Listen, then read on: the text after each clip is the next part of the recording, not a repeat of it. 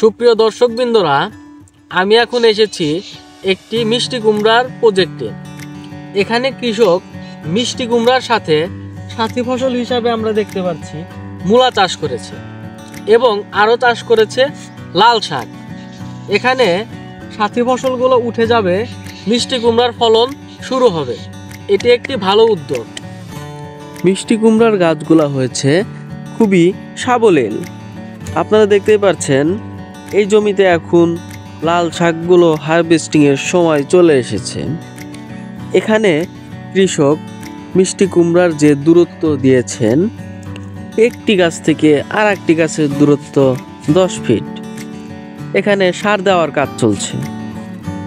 দেখতেই পাচ্ছেন কৃষক পেঁপে গাছে যেরকম রাউন্ড করে সার দেওয়া হয়, এখানেও একইভাবে সার দিচ্ছেন।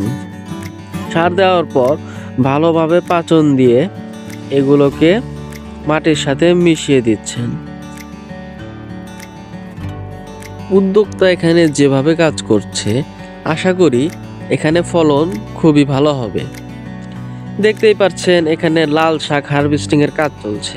উদ্যোক্তা আজকে লাল শাক তুলছে এবং আমাকে এর সাথে একটি মূলা তুলে দিল। মূলাগুলো অনেক ভালো হয়েছে, আরও বড় সাইজের মূলা হবে এগুলো। এটা একদম ছোট সাইজের মূলা। পাচনের সাহায্যে এভাবে মূলা কাটা আমি ফার্স্ট টাইম দেখলাম। আপনারা দেখতেই পাচ্ছেন কৃষক আমাকে একটি মূলা তুলে দিয়েছে। আমরা এখন এই মূলাটি খেয়ে টেস্ট করব, এটি স্বাদ কিরকম। বিসমিল্লাহির রহমানির রহিম।